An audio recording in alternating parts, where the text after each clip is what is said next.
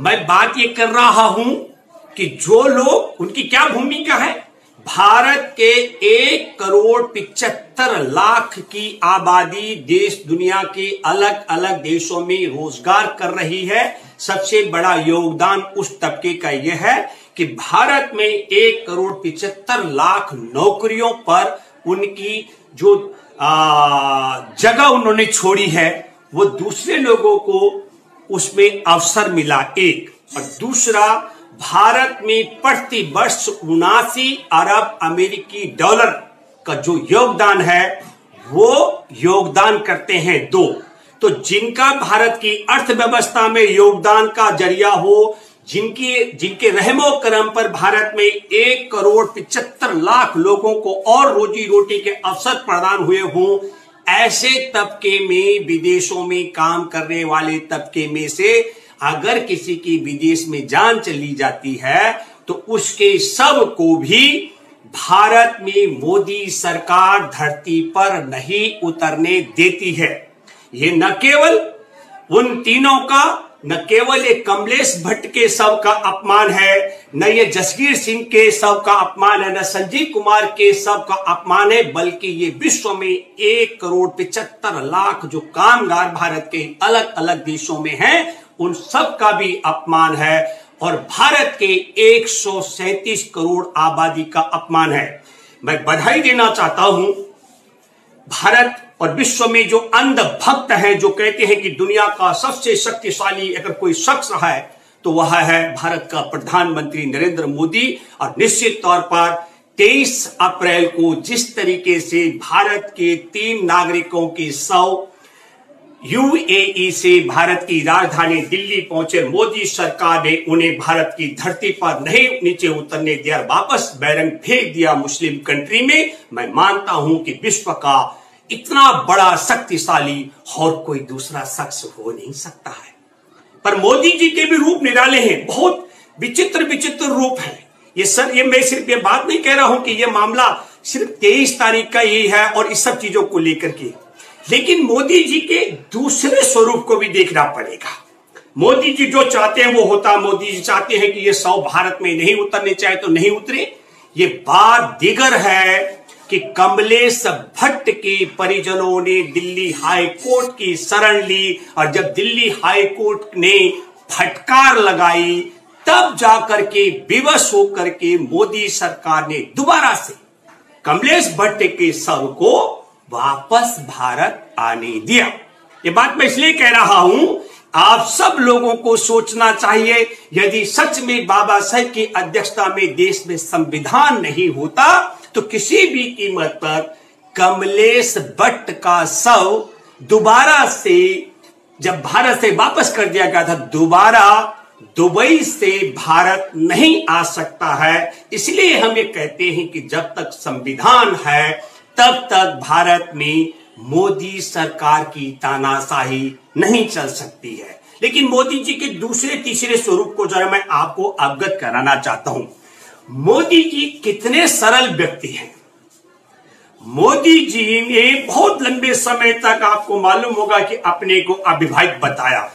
तो मोदी जी बेचारे इतने सीधे हैं कि मोदी जी ने किसके साथ शादी की, किसने मोदी जी को अपनी बिटिया दी, मोदी जी नहीं जानते हैं। उन्होंने किसके साथ कब शादी की ये मोदी जी नहीं जानते हैं। आज तक उन्होंने अपनी धर्मपत्नी का नाम नहीं बताया। मोदी जी की दूसरी क्वालिटी भी है, मोदी जी ने किस किस के साथ डिग्री ली और किस किस ने मोदी जी को डिग्री दी, मोदी जी ये भी नहीं जानते। अब ये मत कह देना कि मैं भारत की राजधानी पर शव नहीं उतरने दिए मोदी सरकार ने, तो मैं ये क्यों गिनती करा रहा हूं। ये मैं बता रहा हूं आपको कि मोदी जी जो चाहते हैं सिर्फ वही होता है। मोदी जी ने शादी की लेकिन दुनिया को बताया मैं अविवाहित हूं। कानून बना तब उसके बाद व्यवस्था हो गई तो बताना पड़ा कि मैं शादीशुदा हूं। फिर मोदी जी ने डिग्री ली, किसके साथ डिग्री ली और किसने डिग्री दी कोई नहीं जानता। फिर मोदी जी ने दावा किया कि मैंने चाय बेची है, पर धरती पर मोदी जी ने किस किस को चाय दी और किस किस ने मोदी जी के हाथ की चाय पी, धरती पर कोई नहीं जानता है। और मोदी जी का यह बहुत बड़ा दावा, मोदी जी बोले मैंने 35 साल भीख दी। फिर मोदी जी ने किस किस चौक पर बैठ के भीख ली, किस किस ने मोदी जी को भीख दी, एक भी चौक का नाम न मोदी जी बता पाते हैं और न 35 वर्षों तक जिनकी चौखटों पर, जिनके चौराहों पर मोदी भीख मांगे हैं, उनमें से कोई एक शख्स धरती पर दिखता है।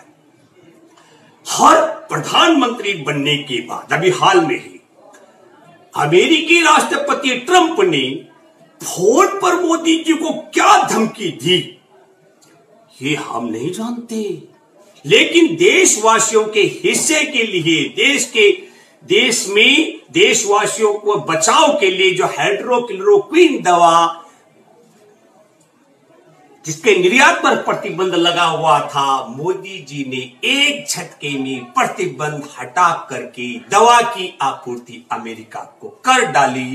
पर मोदी जी ने को क्या धमकी ट्रंप ने दी और उस धमकी से क्यों मोदी जी ने निर्यात पर लगी रोक वापस ली, कोई नहीं जानता।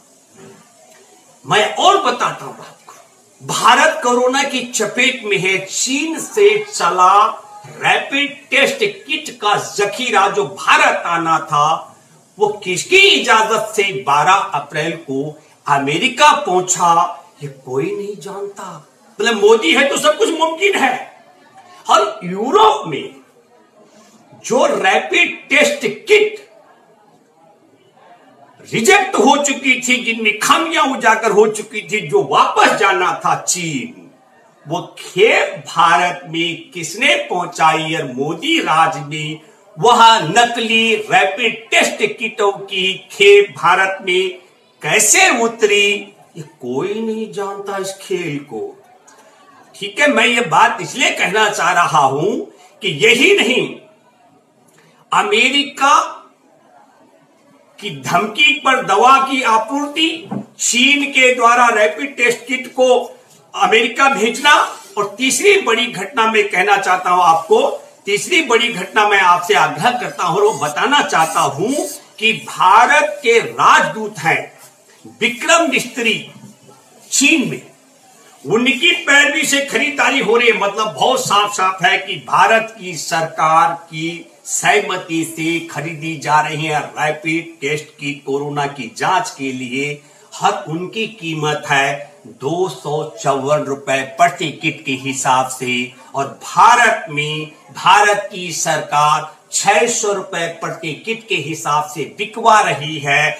आज आप सब लोगों ने देखा होगा, सब पहले जानते हम कि हमारे देश में उद्योग, व्यापार, गाड़ी घोड़ा, आवागमन, जहाज, सब कुछ बंद है, कारोबार। पर देश के प्रधानमंत्री नरेंद्र मोदी जी ने दावा किया, भारत की 9 राज्यों की मुख्यमंत्रियों के समक्ष संवाद करते हुए क्या कहा, भारत की व्यवस्था बहुत मजबूत है। मैं भी सोच रहा था उस समय कि ये मजबूती कैसे कह रहे हैं प्रधानमंत्री नरेंद्र मोदी, लेकिन जब यह बात उजागर हुई कि 254 रुपए की जो एक रैपिड टेस्ट किट चीन से चल रही है, वह भारत में 600 रुपए में बेची जा रही है, भारत और भारतीयों की अर्थव्यवस्था कमजोर हो सकती है, लेकिन इस धंधे में जुटे हुए मोदी जी के चहेतों की अर्थव्यवस्था सच में सशक्त और मजबूत हो रही है। एक बात। दूसरी बात मैं कहना चाहता हूं कि उसी संवाद का हिस्सा थे और उनका नाम है हमारे देश के गृह मंत्री अमित शाह ने कहा कि बिल्कुल देश के अंदर लॉकडाउन और सोशल डिस्टेंसिंग का नियम का उल्लंघन किसी भी कीमत पर नहीं किया जाना चाहिए। मैं आपको बताना चाहता हूं कि इस प्रकार की जो व्यवस्था है उसको लेकर के अभी देखिए, इनके मिश्रा जी हैं स्वास्थ्य मंत्री मध्य प्रदेश में, जब वो गए अपने घर पर उनका स्वागत हुआ तो लॉकडाउन के नियम का भी, सोशल डिस्टेंसिंग के नियम का भी खूब उल्लंघन हुआ। तो मैं आग्रह करता हूं माननीय अमित शाह जी से कि अमित शाह जी, आप अपने मध्य प्रदेश के स्वास्थ्य मंत्री पर बनाइए ना मुकदमा उनके चहेतों पर, लॉकडाउन और सोशल डिस्टेंसिंग के नियम का उल्लंघन उन्होंने किया है। तो मैं आप सब लोगों को एक बात बताना चाहता हूं कि अगर मोदी जी नहीं चाहते तो किसी भी कीमत पर भारत में यूरोप से नकारी गई इतनी बड़ी खेप रैपिड टेस्ट किट की भारत में नहीं आ सकती थी। यदि मोदी जी नहीं चाहते तो 254 रुपए की जो किट चीन से चल रही है वो 600 रुपए में नहीं बेची जाती। और यदि मोदी जी नहीं चाहते तो जिन किटों का दावा किया गया था कि वो 90% रिजल्ट देगी, वहां 90% अच्छे रिजल्ट देने के बजाय 90% गलत रिजल्ट दे रही है। और सोशल डिस्टेंसिंग के नियम का उल्लंघन न केवल स्वास्थ्य मंत्री ने किया, इससे पहले आप सब लोगों ने देखा, पहले लॉकडाउन का उल्लंघन सबसे पहले योगी आदित्यनाथ ने अयोध्या जाकर किया। और आपने देखा होगा कि 5 अप्रैल को इनके एक विधायक है राजा सिंह, उसने तो बाकायदा मशाल जुलूस निकाला। और सबसे बड़ी बात है कि अभी सूरत में, गुजरात में 4000 लोग घंटों खड़े रहे कतार में राशन के लिए और बमुश्किल 1500 लोगों को राशन मिली। तो भारत के भूखे लोग रोटी के लिए और जिन लोगों की रोजी रोटी छिन गई वो राशन की कतारों के लिए एक तरफ लॉकडाउन तोड़ रहे के नियम का और सोशल डिस्टेंसिंग का नियम का उल्लंघन नहीं करेंगे अमित शाह जी, तो घरों में भूखे मर जाएंगे और जहां रहते हैं वहां भूख से मर जाएंगे। और जब वो राशन के लिए और रोटी के लिए घर से बाहर निकलेंगे, राशन के कतार में लगेंगे, रोटी की कतार में लगेंगे, तो सोशल डिस्टेंसिंग का, लॉकडाउन का नियम का उल्लंघन होगा। और जिस तरीका का इशारा आपने किया, मैं दावे के साथ में कह सकता हूं कि उससे जो अभी तक मजदूर से लेकर कुछ किसानों को पुलिस लाठियों से पीट पीट कर मार चुकी है, उस पर इजाफा होना तय है। और एक आखिरी बात मैं देश के लोगों से कहना चाहता हूं कि हमारे देश के 1,75,00,000 लोग जो दुनिया में नौकरी कर रहे हैं, उन सबों से मेरा आग्रह है कि जिस तरीके से 23 अप्रैल को प्रधानमंत्री नरेंद्र मोदी की सरकार ने 25 वर्षीय युवा जो था न कमलेश भट्ट के शव का अपमान से लेकर के और 2 पंजाब के जसगीर सिंह और संजीव कुमार के शव का अपमान करके भारत से वापस भिजवाया। मैं आप सब लोगों से आग्रह करता हूं कि इस वीडियो को ज्यादा से ज्यादा दूर तक पहुंचाएं और विवश करें कि प्रधानमंत्री नरेंद्र मोदी न केवल जो तीनों शवों का अपमान करके उनके परिजनों से माफी मांगे, बल्कि एक एक हमारे देश के 1,75,00,000 लोग जो विदेशों से भारत का विदेशी मुद्रा भंडार भर रहे हैं 79 अरब अमेरिकी डॉलर का, उन सब से भी माफी मांगे और भविष्य में मोदी सरकार इस प्रकार की हिम्मत न जुटा सके, ये सबक भी आपको सिखाना पड़ेगा एक बार। और दूसरी मेरी भारत के और भारतवंशियों से आग्रह है 137 करोड़ आबादी से कि मोदी जी पहले भारत को कोरोना की चपेट में धकेल चुके हैं और कोरोना की चपेट में धकेलने के बाद अब मोदी जी भारत में कोरोना रैपिड टेस्ट नकली मंगवाकर 245 रुपए की जो किट है उसको 600 रुपए की बिकवा रहे हैं। और एक बड़ा षड्यंत्र 254 रुपए की जो किट है उसको 600 की बिकवा रहे हैं। और एक बड़ा षड्यंत्र जो होने वाला है वो मैं बताता हूं। अभी रमजान का महीना है और रमजान के महीने में अधिकतर जांच करने के लिए, क्योंकि राजस्थान में सवाई मानसिंह हॉस्पिटल में, मैं राजस्थान की गहलोत सरकार को बधाई देता हूं जिसने 100 कोरोना पॉजिटिव जो हॉस्पिटल में थे उनका टेस्ट किया इसी रैपिड टेस्ट किट से जो चीन से मंगाई गई है। और 100 कोरोना पॉजिटिव में से बमुश्किल 5 लोगों को उस टेस्ट किट ने पॉजिटिव बताया। मैं एक बात दावे के साथ में कहना चाहता हूं कि मोदी सरकार और संघ सरकार की क्रोनोलॉजी है, इस रमजान के पवित्र महीने के आखिरी पड़ाव में देश के अंदर असली रैपिड टेस्ट किटों से जांच कराई जाएगी। और फिर क्योंकि अभी भारत बहुत बड़ी संख्या में, आपने देखा होगा, आप सब लोगों ने, अहमदाबाद के जिला अधिकारी भी कह चुके हैं कि मई के आखिर तक 8 लाख का आंकड़ा अहमदाबाद, अकेले अहमदाबाद में कोरोना पॉजिटिव का उजागर हो सकता है। और मैं ये बात इसलिए कह रहा हूं कि अभी नकली टेस्ट की जो 100 लोगों की जांच करने पर 5 को पॉजिटिव दिखाती हो, जबकि 100 के 100 पॉजिटिव हो, 95% आंकड़े कम दिखाती हो और जांच भी पूरी नहीं की जा रही है, ये बात भी मैं खास करके मुस्लिम समुदाय से आग्रह करना चाहता हूं कि एक और क्रोनोलॉजी है, उसको आप समझ लीजिएगा।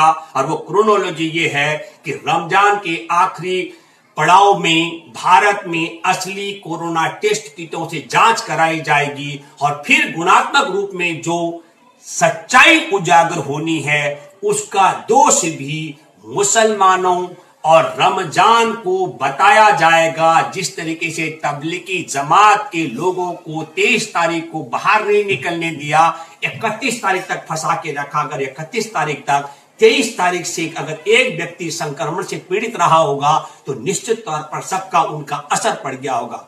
और दूसरी बात, जो क्वारंटीन करने का तरीका हम देख रहे हैं, जो वीडियो वायरल हो रहे हैं, मोदी जी हमारे देश के अंदर जब पहले से प्रधानमंत्री राहत कोष से जो सूचना के अधिकार के तहत भी आता है और जिसको कैग भी ऑडिट कर सकता है, आपने उसको दरकिनारे करके ये पीएम केयर के लिए ट्रस्ट बना करके जो पैसा इकट्ठा हो रहा है उसको कहां ठिकाने लगा रहे हैं आप। जिस तरीके क्वारंटीन करके आप लोगों को रख रहे हैं, उनको पशुओं की तरह खाना। अभी आगरा का एक वीडियो परोसा जा रहा है, वायरल हो रहा है वीडियो, पशुओं से बस्तर दशा में क्वारंटीन किए गए लोगों पर कोई डिस्टेंसिंग का नियम वहां लागू नहीं है और खाना पशुओं की तरह परोसा जा रहा है। और वही दशा हमारे देश में जो कोरोना योद्धा हैं, जो लड़ रहे हैं, डॉक्टर, नर्स, पुलिस, एम्बुलेंस कर्मी और ये सब। और मैं ये कहना चाहता हूं आदरणीय मोदी जी कि कानून बनाने से कोरोना योद्धाओं का मुकाबला मनी सम्मान नहीं हो सकता है। उसके लिए बढ़िया तरीका है, पहले तो आप स्तरीय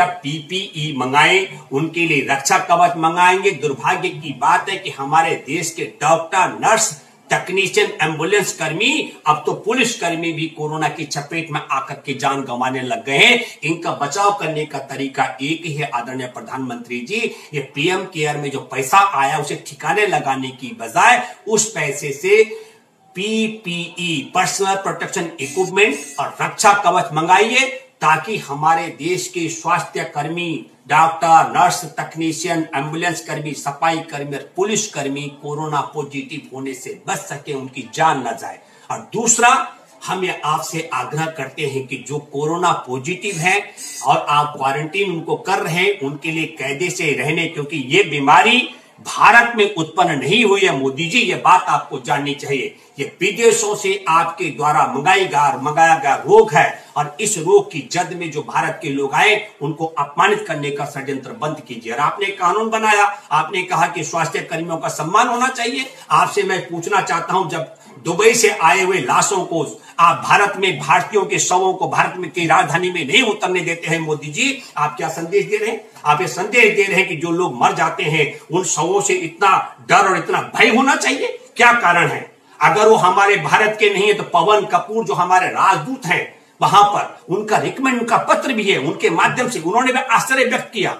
जो शुक्र मानिए कि हाईकोर्ट की फटकार के बाद वो शव दोबारा वापस आ सके। और मैं एक बात आपसे और कहना चाहता हूं कि कोरोना योद्धाओं का सम्मान कानून की बजाय मोदी जी बड़ी बड़ी कोठियां केंद्रीय मंत्रियों के पास हैं। मैं आपसे आग्रह करता हूं और आपके मंत्रियों से आग्रह करता हूं कि कोरोना योद्धा, डॉक्टर, नर्स, सफाई कर्मी, टेक्नीशियन और एम्बुलेंस कर्मियों को मंत्रियों की कोठियों में अलग से रहने के लिए जगह उपलब्ध करा करके एक संदेश दिया जाए कि जो हमारे देश में कोरोना योद्धा हैं उनसे दूरी और नफरत करने की जरूरत नहीं है, उनको हम अपने साथ रख सकते हैं। ये उदाहरण भी आप प्रस्तुत करें। और मैं आखिरी बात आपसे कहना चाहता हूं, आप अभी एक नया योजना लेकर आने वाले हैं कि भारत में जिनके पास अपनी गाड़ियां हैं उन सबको छूट देने वाले हैं। और फिर जो गरीब हैं उनके साधन, जो सार्वजनिक परिवहन व्यवस्था है, न रेल शुरू करेंगे न बस शुरू करेंगे। आदरणीय मोदी जी, फिर मैं कहना चाहता हूं, ये अमीरों का लाया हुआ रोग है और इसका दंड आज मेरा देश का गरीब आदमी भुगत रहा है, जो 1 जून की रोटी के लिए 5-5 घंटे, 6-6 घंटे लॉकडाउन के नियम और सोशल डिस्टेंसिंग का नियम छोड़ करके एक तरफ कोरोना के वायरस का भय और दूसरी तरफ भूख से मरने का है, तो कोरोना के भय को किनारे करके और भूख से मरने के खिलाफ वो कतार में खड़ा हो रहा है। आपके ही सूरत में भी ये घटना घटी। इसलिए मैं ये कहना चाह रहा हूं आदरणीय मोदी जी कि आप ऐसा नियम न बनाइए, सौतेला व्यवहार है।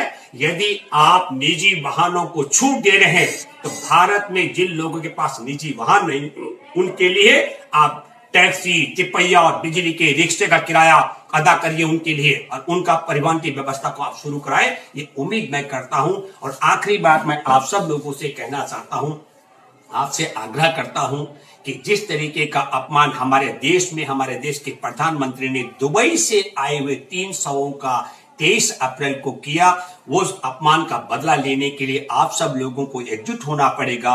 और दूसरा, मैं बधाई देना चाहता हूं दिल्ली हाई कोर्ट को कि दिल्ली हाई कोर्ट में बैठे जजों ने कमलेश भट्ट के परिजनों की याचिका पर तत्काल सुनवाई करके सरकार को फटकार लगाई। धन्यवाद। जय हिंद।